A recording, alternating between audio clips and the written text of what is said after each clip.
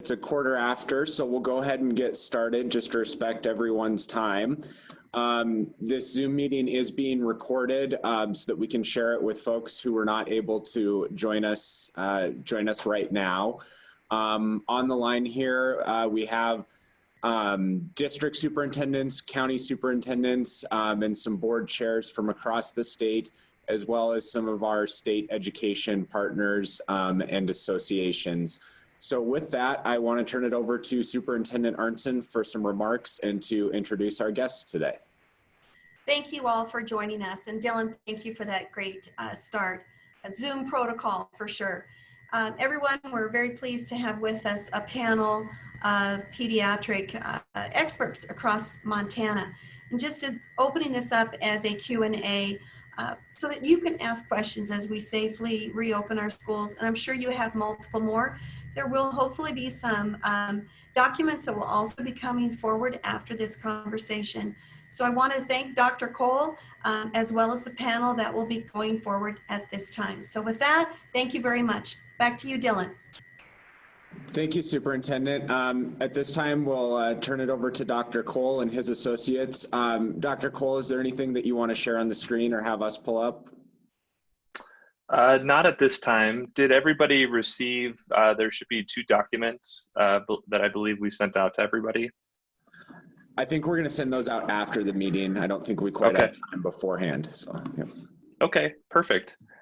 So I'd like to tell you a little bit about our organization and our group of pediatricians that are on this call today. And I'd like to thank all the superintendents and school administrators for inviting us to this meeting today.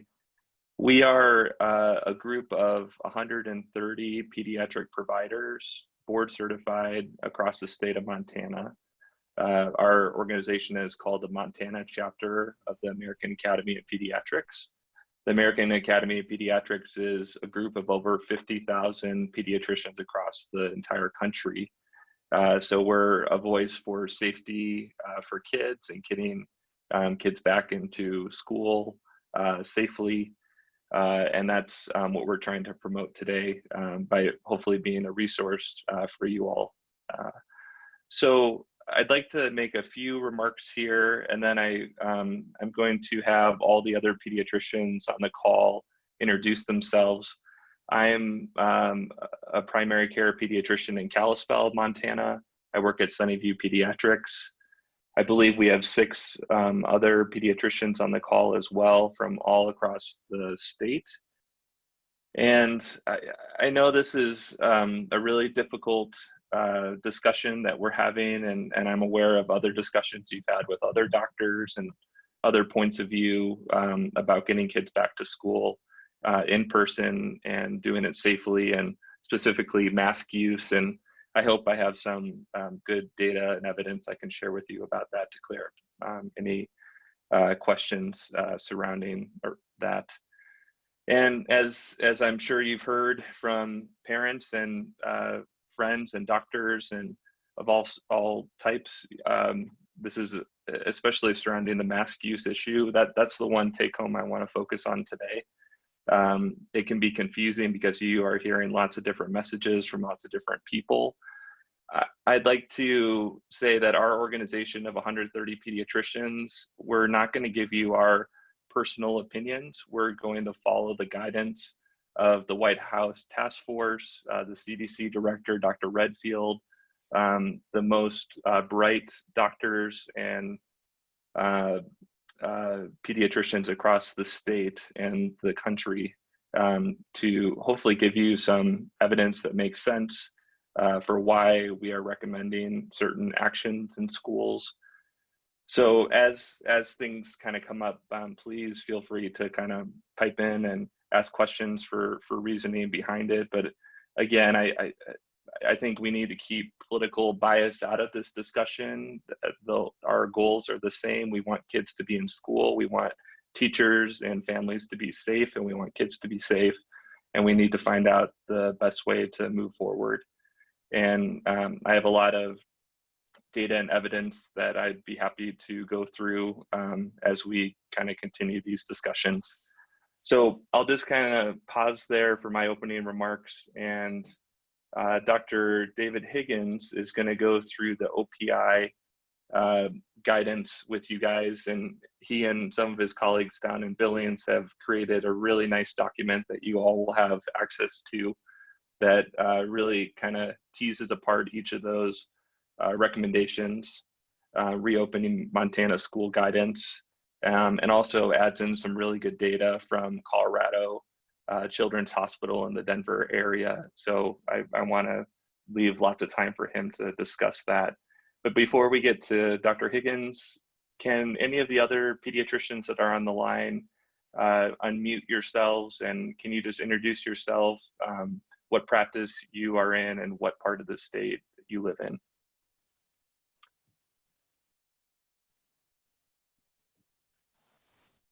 This is Laurie Carter. I'm a pediatric hospitalist in Missoula, Montana, who practices at Community Medical Center in St. Patrick Hospital.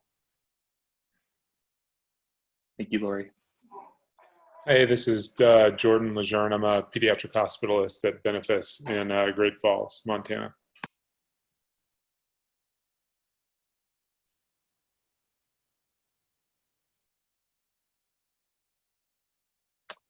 Anyone else on the call, pediatric providers across the state? We may have a few more that are joining us as the call goes on. Is David Higgins on the call? Dr. Higgins? Yeah. Hi, Dr. Cole. I'm here. Hey, do you want to kind of briefly go over the document, and we can have a discussion from that point? Sure, I think that'd be great. So I want to just piggyback off of what Dr. Cole has already said, and just recognize that all of you, that the decisions you're making, trying to navigate this path forward is so incredibly challenging. Okay, it really is one of the most challenging public health and educational issues that we've dealt with in decades, and definitely in my career. And so we recognize that overnight you have had to become epidemiologists, researchers, infectious disease experts, and then figure out, and remember, even those experts are having a hard time interpreting and making sense of all the data that we have, and then figure out how to incorporate that into your goal of providing safe place for staff and students to educate and get all those benefits that we know that education provides. So I think it's important to frame everything we're talking about here in that framework of knowing that and understand that you have a really tough job that you are doing right now, and we recognize that, but also that you're not alone in these decisions, right? You're not alone in going through all this, and that's part of why we are reaching out, is to say, hey, we are one more voice. We are not in any way the most important voice, right? But we are one more voice, and I think that that's one of the challenging things that we're all seeing, is that this goal of safely returning students physically to school, it's shared by educators, by superintendents, by politicians, by healthcare providers, public health officials, but also community members, families, and students. And each one of those individuals has a different, unique perspective based on where they live, based on the community that they're in, and based on their own individual risk factors and values. And so, you know, putting all of those things together and balancing all those different perspectives and numerous factors, that is a really tough thing that you're going through. So in response to that, what we know that there have been so many different guidelines and recommendations. And I've spent hours reading so many different recommendations, and the research behind some of the recommendations from the national recommendations at the CDC level. Our various associations have all made different recommendations. And obviously at the state, the Office of Public Instruction came out with recommendations, and all of these recommendations have some really good stuff in them. But one of the things that we recognized, and we recognized this, you know, pretty early on, is these recommendations without a little bit more, discussion around some of the research and what may be more beneficial and what may not have as much research. Without that discussion, sometimes the guidelines can feel a little bit like a buffet style pick and choose, and it's hard to know what to prioritize. And what to focus your energies on, because we recognize that you have limited resources and that you're doing this with limited resources and limited time, right? Whether that be time or staff. And so that was kind of part of the goal with the extra letter that we sent out, confirming that OPI had great recommendations, but we wanted to share a couple of things that we have learned in our evaluation of the research and in talking to the experts about which things may be even more valuable to really hit home on. Okay, a lot of what we have been looking at have been guidelines from the CDC, right? National guidelines, but also guidelines from the American Academy of Pediatrics. And we looked at some of the guidelines from the Children's Hospital of Colorado. Okay, that's one of our regional kind of partners here. I guess I should have started out and say that I'm a general pediatrician doing outpatient and inpatient work in Billings. And so I'm in Yellowstone County here. And one of our regional partners is the Children's Hospital of Colorado. And I'm still very connected to many of those experts there. The infectious disease experts down there have been instrumental in creating the AAP back to school guidelines, and a lot of them sit on the boards that have been creating those. And they actually came out with guidance that was, they went and created a tiered risk mitigation document that was really helpful to say, okay, there's all these recommendations on all these things you can do. Pod style learning, cohorting, hand hygiene, face coverings, all of these things, cleaning, how often do we clean things?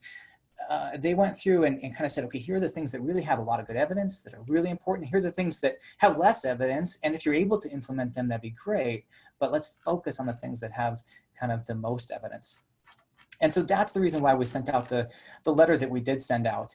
I'm not sure what would be the best use of time here, whether it's worth it to go through these. I think I would like to hit on the things that that do have really good evidence, and the evidence continues to build that this is really super important. Okay, and those kind of four things I'd like to hit on is, one is hand hygiene, right? Okay, so we know that this is simple. This is simple, public health, infectious disease risk mitigation 101, and that is hand hygiene. Okay, as much as possible, it's great if you're able to do that by appropriately washing your hands in a sink, but that obviously is not always going to happen. Not every room has a good sink, and not all kids appropriately wash their hands in the sink. And so when that's not the case, sanitizer, will help reduce the spread of disease, right? That's proven evidence for that. Okay, and then the next thing that, it has a lot of good evidence is physical distancing. I've really been taken to calling it physical distancing. I think that helps students and everybody to recognize that you can be physically distanced and still be socially close. And that's important for students, I think, to recognize too, that these things are things that we're trying to do to separate their physical distance, so germs can't spread from one person to the other, but they can still be socially present with each other. And so that gets into a lot of different recommendations when we talk about the physical distancing, right? But the physical distancing is why there are all these recommendations around things like keep as much distance as possible. One of the things that the Children's Hospital Colorado guidelines talked about, which was important to recognize, is 6 feet is best, but we know that's not always going to be, feasible. And so one of the things that they said and that they have told me kind of in person is, okay, 6 feet is best, 5 feet is better than 4 feet, 4 feet's better than 3 feet, right? And so instead of viewing this as you need to get out a 6-foot ruler and you need to be looking at every student as they're walking through the hall, make sure there's exactly 6 feet. Well, that's kind of missing the point, that we're just trying to create as much space as possible. Okay, so the other physical distancing recommendations that you're all in exploring in different ways are these things like cohorting. Okay, and just simply having smaller numbers of kids in a room allow you to have more space, physical space, between them. The next really important risk mitigation practice is face coverings, okay? And we sent out a letter emphasizing this, but face coverings the evidence continues to mount that they significantly reduce the transmission of this virus. And that we could go on for a long time discussing why. There are a lot of different reasons why in this in particular with COVID-19, they are extremely helpful. And so that's why we sent out recommendations saying, hey, we recommend requiring for the middle school and high school students face coverings. And there's some nuances here we can get into, but in general, most of them, 99% of them should be able to do this just fine. Okay, there are some rare exceptions I think would be good to recognize, but they really should be pretty rare. We strongly recommended that those younger kids also be using face coverings. And you know what? We're hearing from people that have tried this over the summer in summer schools and camps and things across the country, that actually this is going a lot better than a lot of people expected. I have young kids myself, elementary age kids, and after a little bit of time, they actually do get really, really used to it, and it is probably less of a big deal than initially was made out to seem. That being said, we recognize that kids may have a hard time with this, especially the elementary kids. And so that's why we strongly recommended it. But if you're gonna make this a zero tolerance type issue, that's really challenging, right? We don't want kids to feel like, okay, I pulled down my face mask because I had an itch and I'm a 7-year-old in a classroom. I had an itch and I itched my face. I don't, we don't want a kid feeling like they're going to be excluded from school for doing that, right? That'd be an example of taking that too far, and that zero tolerance. And then last but not least, I'm just going to hit on this real quick, is immunizations. So it is so important this year that kids are getting vaccinated, especially against the flu. Okay, we already have seen low vaccination rates across the country because of the inability to access healthcare in a safe way early in the pandemic. It's even more important than it is every year to get a flu shot. And so we're really hitting that home with families and across the state working on that.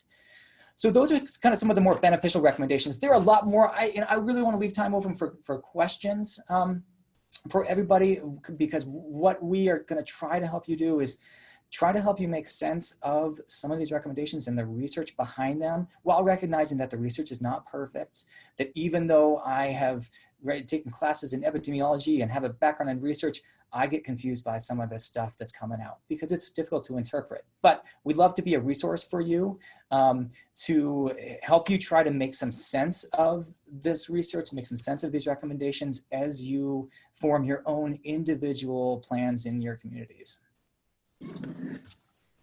Thank you, Dr. Higgins. We really appreciate that overview and do want to give the local school administrators as much time as possible for questions. So at this time, if you have any questions for Dr. Higgins or Dr. Cole, please feel free to unmute yourself or post it in the chat.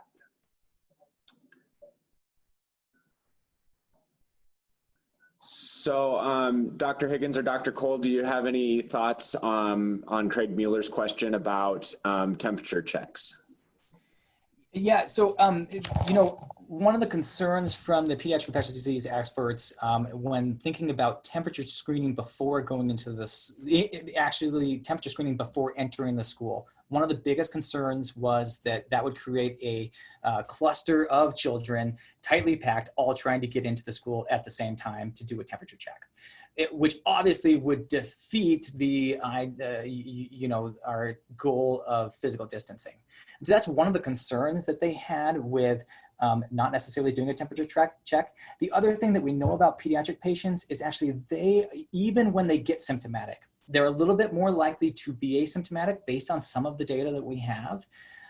But even when they do get symptoms of COVID-19, they are less likely than adults, based on the data we have so far, they're less likely than adults to even have a fever. Okay, so some of the studies coming out show somewhere just above 50% of them even have a fever.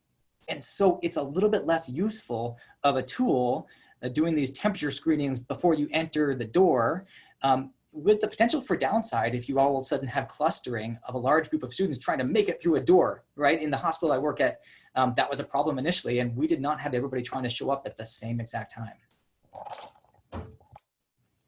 Thank you for that clarification. I know we've gotten a lot of questions at OPI around that.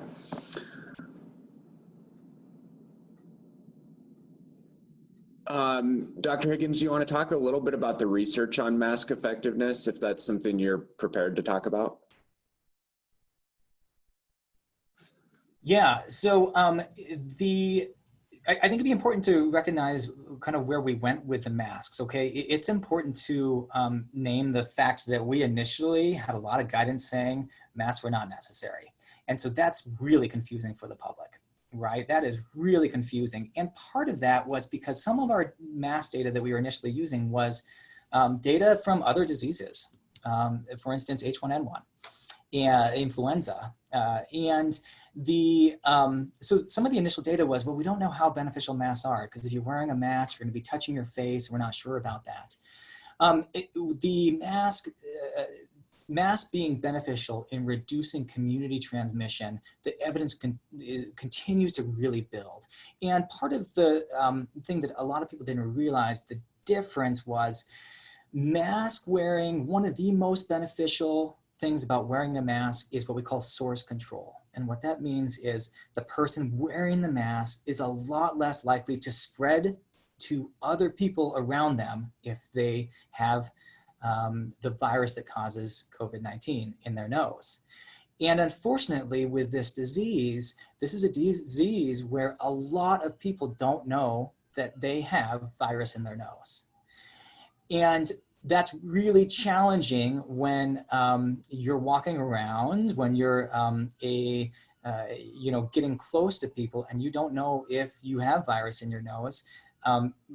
It's easier in diseases where every person that gets the virus gets symptoms and can appropriately stay home and take appropriate measures. So that's part of the challenge. But I recognize that there are some people that really still have a hard time believing that masks are very helpful. And that's when, it's challenging, but I think those are good conversations to have with your parents and people to say, okay, what are your concerns with wearing the mask? What are your concerns about the child's health if they do have a mask on? And to really listen honestly to what their concerns are about the child's health if they have to wear a mask. Yeah, thank you, Dr. Higgins. I have a few points I'd like to make as well. So this is Dr. Cole.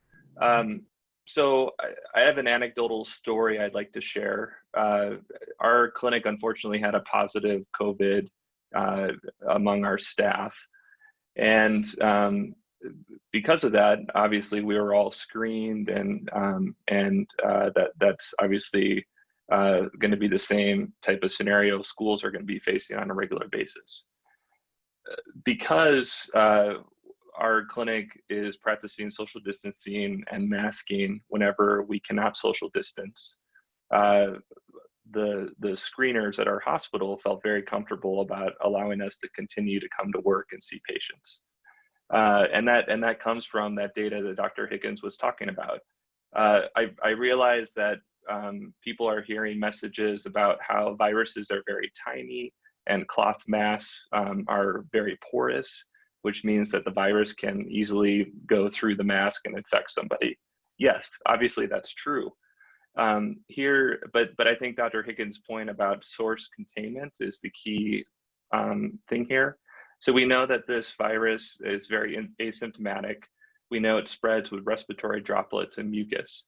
If everybody in a school is wearing a mask, if somebody does have a runny nose or a cough, the mask is going to contain a lot of that material and that mucus and potentially prevent that child from touching their face, touching a doorknob, touching a table. And this is how these respiratory viruses are often spread. So nothing's going to be perfect. Nothing is 100%, but the data is showing that it is actually extremely beneficial at bringing down the rate of transmission and allowing kids to stay in school in person safely without having the entire school have an outbreak. And I have more data. Dr. Redfield, who's the director of the CDC, was discussing a letter that was published in the Journal of American Medical Association, JAMA, which is a very well-respected medical journal, about face coverings and how they reduce the spread of COVID-19. And we have data from 75,000 healthcare workers in Massachusetts that looked at the rate of transmission before a universal masking policy was implemented versus afterwards. And they saw a significant decrease in a rate of transmission just by having those masking mandates in place. The big concern I have about having masking up to the individual and the parents is it's not going to be beneficial unless it's universal. So the reason we kind of drew the line at age 10 in our recommendation is because that's what the data out of South Korea is showing right now, is that kids 10 and older are at much higher rate of transmitting the virus to adults.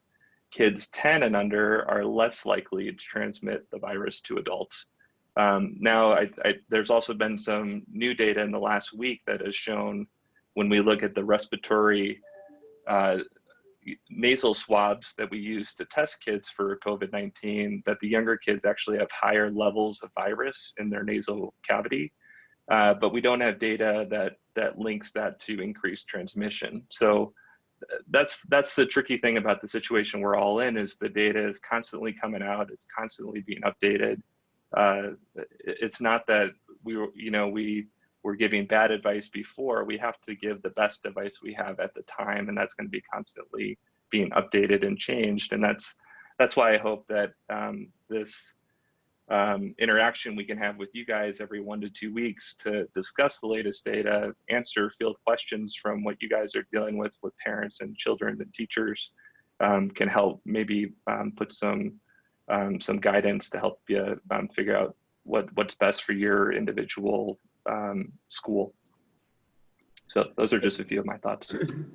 Thank you so much for those updates. Continuing on the mask discussion a little bit, I'm seeing some themes here with, could you talk a little bit about the different types of face coverings and their effectiveness, and then within the school environment where they might be needed the most? I mean, should the kids be wearing masks during sporting events, things like that?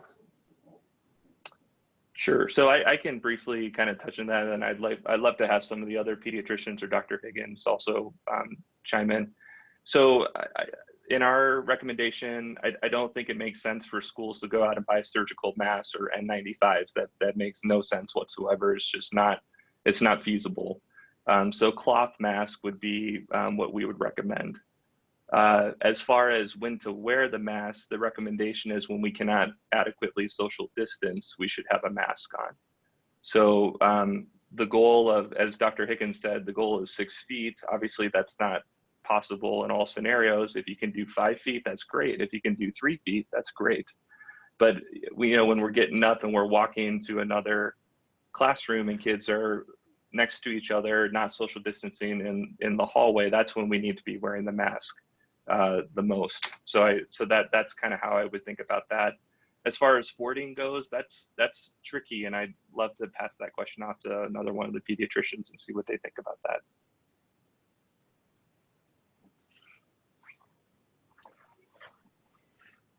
Oh, so this is Laurie Carter, and I'm sorry, Dr. Cole, I missed the last part of the what you were going to pass on to other pediatricians, but just to add to another item in the chat box in case it is this topic that came up in terms of buffs and gaiters, really the recommendations on homemade masks is that they have multiple layers, because that's what's been found to really decrease the spread of secretions when one is coughing, sneezing, yelling, singing, all those other methods that secretions get passed. So I suspect that there haven't been studies done that I know of, but gaiters and buffs are probably better than nothing, but ideally really trying to recommend masks. Ideally, they're also being made in a way that's going to have the multiple layers to minimize the spread. And just while I have everyone's ear, I just want to echo what Dr. Higgins said in the beginning about how really we so appreciate and respect everything that you all as school administrators, OPI, et cetera, are doing for our students, and that anything that we can do to help you all navigate the information, because there is so much information that's changing, we are more than happy to do that. Yeah. Dr. Cole, I missed the very last thing. You cut out for a minute. I missed the very last thing. Oh, yeah, sorry about that. I was just, I'm not sure the answer to wearing masks while doing sports. Right. That's a tough one. And I wondered if anybody had some ideas about that. Yeah, you know, I think that is a really tough one. The sports are, some of the experts that I've heard talk about, you know, kids in sports really emphasize wearing a mask as much as possible, but you're right, it is not easy and maybe not even safe to be wearing a mask when you're out running around playing a sport. And so that I wouldn't say that I today am prepared to specifically answer that question for each sport. What I can say is, as much as possible, they should be wearing it. So if they're on the sideline, and especially when they're on the sideline yelling and cheering for their team, right? I think those are important times to have a face covering, because we have more and more evidence that lots of yelling, cheering, singing loudly, we know that creates more viral particles in droplets that can be spread. So those are kind of things to maybe consider. I don't know if I have further direct guidance on exactly what masks and which sports.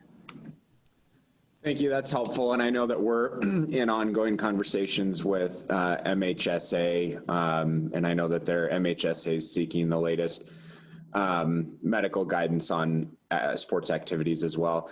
So kind of the last one on face coverings before we move on to some different topics. I had a follow-up on the face shields for a teacher at the front of the classroom. Is a face shield effective? Yeah, good question. And I saw there's a lot of questions about that. So what we know so far, to be honest, what the experts say is that we haven't studied them well enough yet. It depends on what you're talking about. Source control, meaning are you going to spread it to others, or prevention from you getting infected from others. And does it do something? Probably, right? It's the same idea that we have recommended for a long time with putting plexiglass barriers up by cashiers and things like that. It is a object that when you're talking will stop some of the droplets from going in the forward direction. Now, is that as effective a mask? Probably not. For both source control and for protecting the individual wearing the mask, it's probably not nearly as effective. So the evidence just isn't there for whether face shields are great alone. Face shields alone are really very useful. Okay, now in the healthcare setting, we are using face shields in combination with a mask, often when we're up close with sick patients, but that's a little bit different setting. So I don't think we have good evidence, but I would not say that the evidence is there to say face shields are an acceptable alternative to masks. No, the evidence definitely is not there to say that. Now, when we talk about some of the few exceptions to wearing a mask, one of them are children that have severe developmental delays and disabilities, and you know, or are on the autism spectrum and would have a really tough time wearing a mask. Some of the experts I've seen have said, well, if they aren't going to keep a mask on and they would keep a face shield on, maybe that's something to consider. But that's a good question. We just don't have the evidence that it's you know, as good as a mask. And in terms of the evidence, it does seem like there's more leanings towards a face shield not being adequate just because of that space below the shield and the secretions being able to then escape into the air under the shield. Thank you. I agree with all those answers. And I just want to point out the link that you all were sent with this letter with our recommendations. The very last page has some unsubstantiated practices, and I think you can get a lot of those details from there as well. So those are the practices that probably do not have very good data behind them at this time. Thank you. That's helpful information. So I'm seeing several questions here to do kind of with sanitation and maybe someone who was infected or exposed returning to the building. So what would you recommend as far as keeping buildings clean and sanitized? And then in the event someone, a teacher or a student does test positive, how should a school respond to that? You know, in the Children's Hospital guidelines, I think that they did a good job of, they called it enhanced cleaning. And they actually made that a tier 3 recommendation.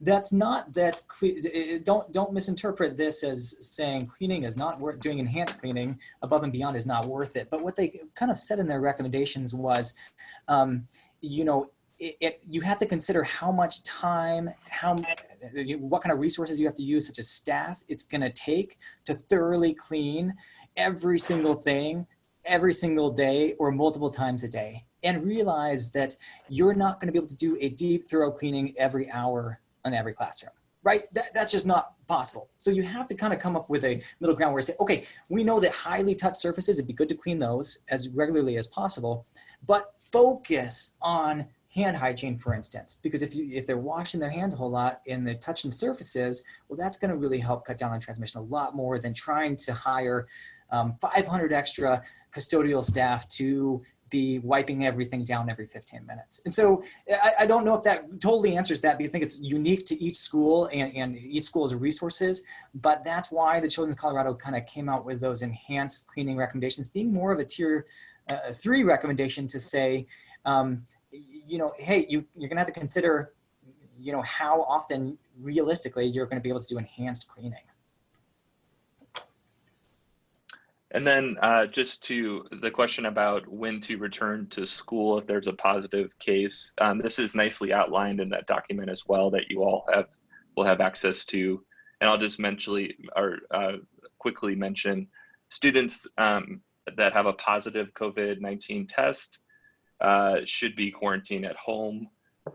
They need to be at home for 10 days since the first symptom appeared, and then they are safe to return to school. Students with a COVID exposure need to be home for the minimum of 14 days, given the asymptomatic nature and the fact that symptoms can take up to 14 days to show themselves. So that's outlined much more in that document, but hopefully that gives you a place to start. Thanks. That's helpful. And I mean, do you all agree that when schools are making these decisions, they really should be doing it in coordination with their county health departments, who will be kind of taking the lead, I imagine, on recommending what they do? Yeah, absolutely. Yeah.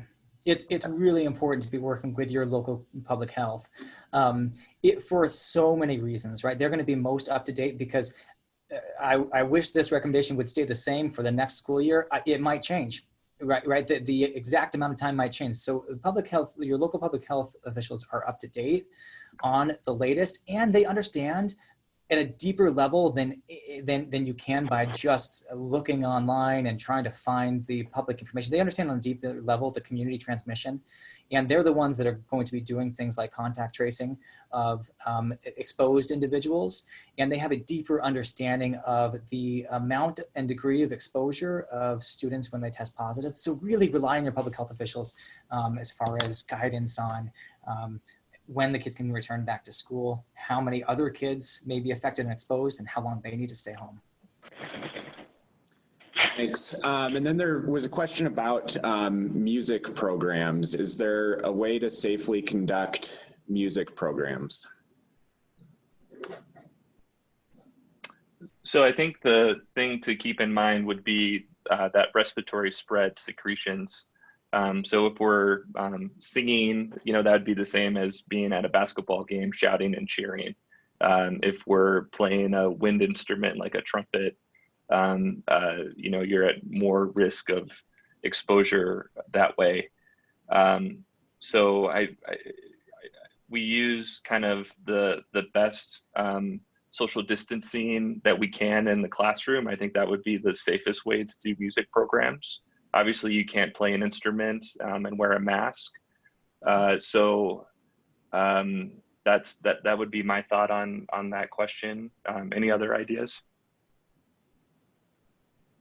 You know, I'm going to have to be honest here and say I have not had a chance to really dive into the research on this. We do know that everybody's a little bit more concerned about playing instruments or choir, singing like that, because we know that that does produce more respiratory droplets or aerosols that could transmit the virus. But specifically the risk, I don't actually know. And so I'm gonna have to defer that to either, when we get a chance to research that further, or if there are other experts that we could reach out to that might have better information on how to do that. That would help, yeah. Thank you. This is Mark Beckman from MHSA. I shared with you a link to an NFHS aerosol study, and they're doing 3 phases, and it's outstanding work, and it's in the chat box, and it's excellent information. It's really surprising what they're coming up with and some of their recommendations, but it is there, and you can go to the nfhs.org website for any further information. Thank you, Mark. We appreciate you joining us today. Yep, go ahead, whoever was gonna. Yeah, this is Laurie Carter from Missoula, and I was going to say I'd be curious to look at the document when I get a moment, but just other thoughts in terms of, say, the music program. Even if students aren't actively themselves playing an instrument or singing, there are other ways to, say, teach them about music during this time, similar to when we weren't teaching a language at our school. We taught them then about world culture. So there might be other substitutes that I'm sure the teachers staff are already thinking about. Thank you, Dr. Carter. Do you have any recommendations or guidance on ventilation or filtration within the school?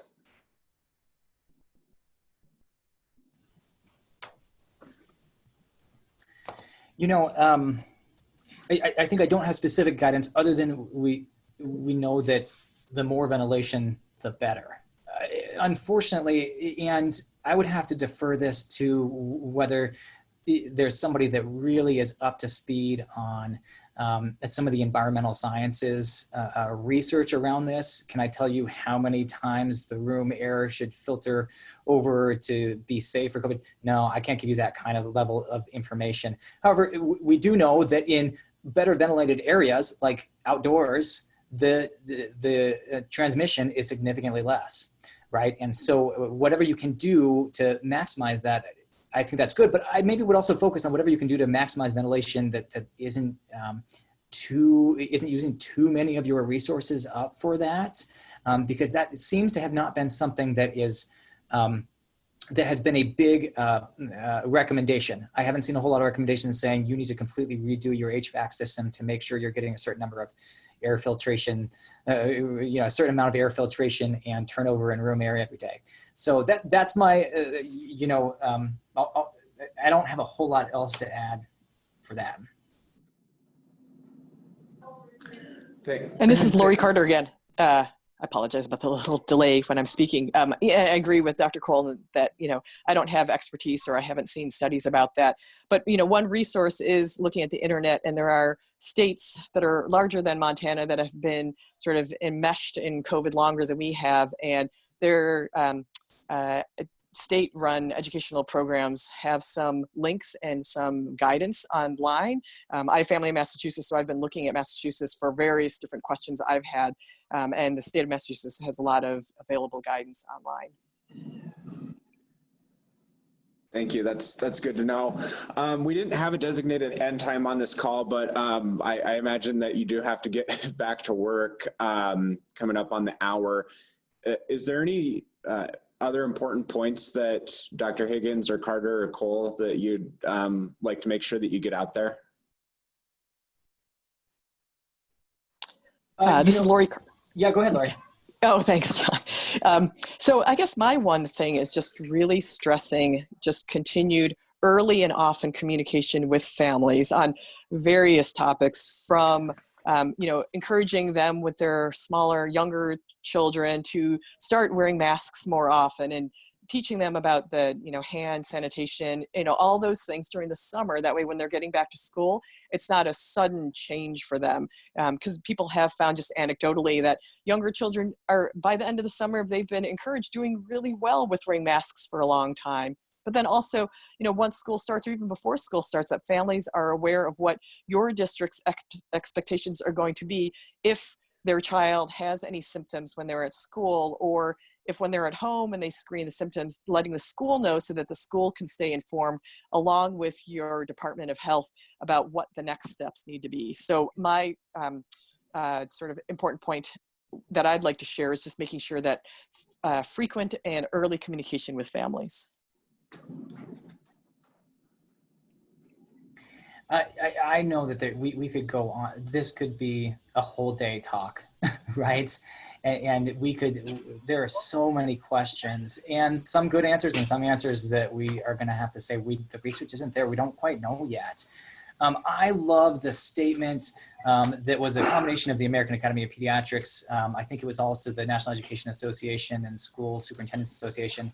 One of the things that I love that they said local school leaders, public health experts, educators, and parents must be at the center of decisions about how and when to reopen schools, taking into account the spread of COVID-19 in their communities and the capacities of school districts to adapt safety protocols.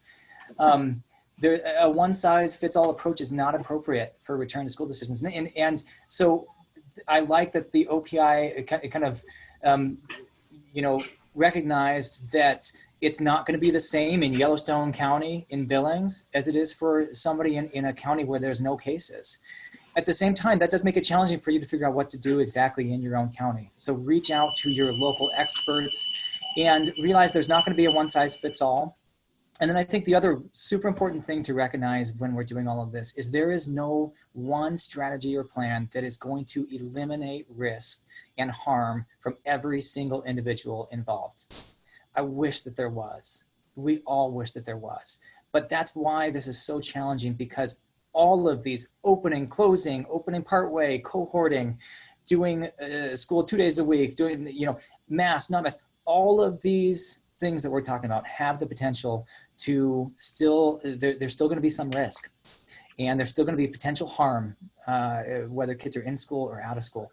And so, recognizing that and accepting that, I think, helps us to move on from black and white discussions where we say, well, we can't do this because there's going to be some risk. There's going to be some risk with all of these decisions that we're making. And we recognize that that's so hard. And we just, I want to say thank you again and recognize your tireless efforts that you have been putting into this already, and that you're going to continue putting into this because you care about our kids, our students, and the community. And we want to be here for you as the school year goes on too. Another thought I had is, if there's a way to maybe even send us questions before the meeting, that would give us an opportunity to look into it a little more, so we can have some more prepared remarks for you, so we could figure out a way to make that happen in the future. My final takeaway point would be tier 1 of the recommendations that Dr. Higgins went through from the Children's Hospital of Colorado. These are the most evidence-based ways to limit the transmission of COVID-19 in schools: hand hygiene, distancing, facial coverings, and vaccination. That's where I think our focus should be right now. The other pieces are very important too, but I think that's the take-home message we'd like you all to take away from this talk today. Thank you. Well, we really appreciate your time, and I'm sure this won't be the last conversation. If there's any questions we didn't get to that are in the chat or that you have after this meeting, go ahead and send them to me. Everyone has my contact information, and we can try our best to get them answered. Superintendent, do you have any remarks? I just want to have a great shout out for a thank you. Thank you, Dr. Cole, Dr. Higgins, and of course, Dr. Carter. Thank you very much. This is about partnership in a pandemic, right? And I thank you for applauding the leadership that we have across our state. One size does not fit all. So thank you for your participation. We're going to do some more of this. And thank you for your time today. Thank you, Superintendent. We will send all this information out after the meeting, including the recording. And like I said in the email, we'll be having additional conversations in the coming months. So if you have any questions, like I said, email them to me, dylan.clapmeyer@mt.gov. Everyone stay safe and have a good afternoon. Thank you.